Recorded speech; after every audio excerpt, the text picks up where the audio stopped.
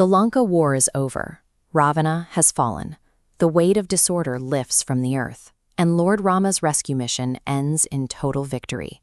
For those who fought beside him, the rewards are clear. Sugriva reclaims his kingdom and returns home in glory. Hanuman, wanting nothing but proximity to his lord, chooses to remain at Rama's side forever. But then there is Jambavan, the ancient bear king, the strategist who made this victory possible, leaves the celebrations, abandons his royal court, and walks alone into the dark caves of the Vindhya mountains.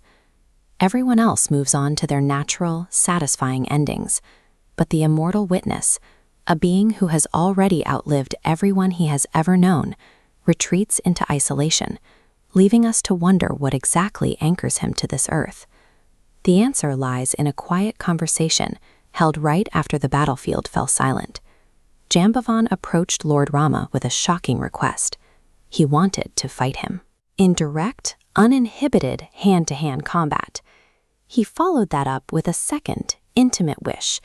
He offered his own daughter, Jambavati, a divine incarnation of the Goddess Lakshmi herself, to the Lord in marriage. Lord Rama was bound by strict earthly constraints.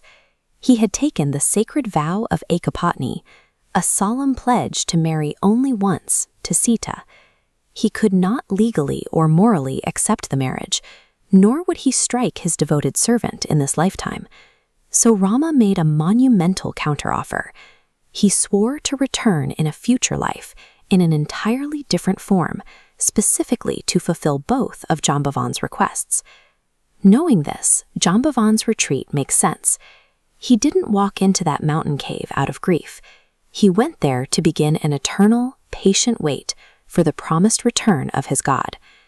To understand why a devoted servant would want to fight his master, you have to look past the violence. In this context, fighting with every ounce of your strength is an act of total vulnerability, two beings meeting directly, holding absolutely nothing back. Take a look at this timeline. If this tiny sliver represents an entire human lifespan, this massive expanse is the Treta Yuga. Jambavan waited through the equivalent of hundreds of thousands of years for this single meeting. While he sits motionless, mountains erode into dust, rivers abandon their beds, and continents fracture under the sky. Entire human civilizations build their greatest achievements and crumble back into the earth. Languages mutate, and customs fade out of existence entirely. For an immortal, waiting requires a mastery of agonizing spiritual discipline, holding on to internal stillness while the physical world churns violently. Eventually, the Treta Yuga grinds to a close, and the Dwapara Yuga begins, and with this new age comes a decay in universal righteousness. In Rama's age, the Treta Yuga, morality was supported by three firm legs of Dharma. Righteousness was a clear path. But entering Krishna's age, that structure collapses to two legs. The world becomes a complex web of moral ambiguity and necessary deception. Jambavan acts as the ultimate cosmic hard drive. In a world losing its moral clarity, he is the only living entity who carries the direct memory of Rama's Dharma perfectly intact. He needs this clarity. To recognize his eternal Lord hidden inside the new complex avatar of the Dwapara Yuga, Jambavan has to keep the memories of the past entirely uncorrupted. We can actually map this mythology to modern geography. Tradition identifies a specific cave in the Rikshavan Mountains near Ranavaf in Gujarat as the exact location where this ancient vigil took place. We struggle when we have to wait a week for an answer.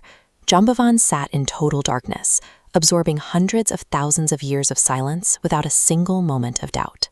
His vigil proves that divine timing rarely aligns with human urgency. A massive delay in a promise is not a denial. This immense span of time allowed for the meticulous cosmic preparation required to bring every element of the Dwapara Yuga into perfect alignment. And then, the silence finally breaks. The long wait comes down to a single afternoon at the mouth of that dark cave. Lord Krishna arrives at the entrance, having tracked the footprints of a lion to recover a missing artifact known as the Syamantika jewel. This is the convergence point. The highly nuanced, tactical avatar of the new age steps into the shadows to face the ancient witness of the previous era. A 21-day battle now erupts in the darkness, fulfilling a sacred promise made across thousands of long millennia. It serves as a permanent reminder. No matter how mathematically impossible or severely delayed the timeline, the promise will eventually walk right through the door.